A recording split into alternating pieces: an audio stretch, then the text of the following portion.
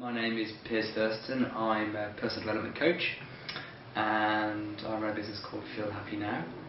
And basically I've done that for about 5 years and I help people get more of what they want. Well, I used to work in marketing and I used to work in a lot to do with branding and understanding why consumers relate to different brands in the way they do. And it was very interesting that the needs that people get satisfied by brands out in the marketplace. So why would someone buy a Prada as opposed to an H&M, for example? Get different things satisfied. And it kind of got me very interested in the human behaviour, the human condition. And then I realised that some of the techniques I was using to help people buy into brands, you can use to your own personal development and gain. And I sort of fell into things like coaching and NLP, and I thought, right, this is what I want to do, so I quit my job and retrained as a coach. NLP stands for Neuro-Linguistic Programming. Bad name for a very cool set of ways of thinking and set of tools. And basically Neuro-Linguistic Programming is understanding how people deal with data and information and how that relates to their behaviours. Okay, so how they deal with all the information in the world, how they filter it by their belief systems, how they then communicate and how they then behave. So it's really two things. It's a way of looking at the world, and as a result of NLP there's a bunch of techniques and tools and processes which are really, really cool and really effective for personal change and behaviour change. So that's why a lot of coaches have started using NLP, because it makes personal change and personal development much easier. I think coaches use psychology full stop. If psychology is the broad area of human behaviour and understanding more about it, then that's what coaches do. So I suppose they are psychologists, although they probably haven't got the name on, that bit after. They haven't done a degree in it necessarily, or some have. But anything to do with human behaviour to me is psychology. So, and you need to understand that if you're a coach. Firstly, you've got the fact that you've got lots of coaches, counsellors and therapists operate slightly differently, so there's no set, this is the difference, and they do blur a little bit, but the main differences are that coaching is what they call future focused, it's solution focused, so it's always thinking about the goal and where you're going, whereas often counselling and therapy are more about the past. Okay, so a coach will say, so if someone comes to a coach and says, I'm not happy, the first question I say is, well, where do you want to be? Okay, whereas a counsellor might go and work out why you're not happy. Okay, so coaching's solution focused and future focused.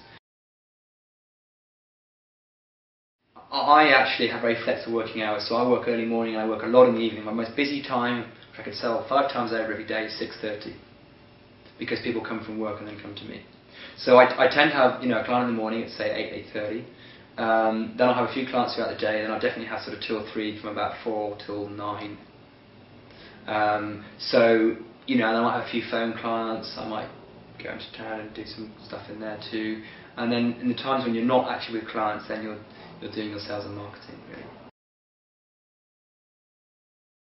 I would say make sure it's what you want to do, and try and investigate a little bit about coaching, as with any career really. And that's easy to do. You can talk to coaches, they're generally open and friendly people. You can talk to the coaching training providers and find out whether it's what you want to do and what actually it involves. So to match your expectations with the reality of what it is. But it's such a great skill that you can use even if you don't want to become a coach. Coaching, understanding how coaching works, is just great for human communication generally.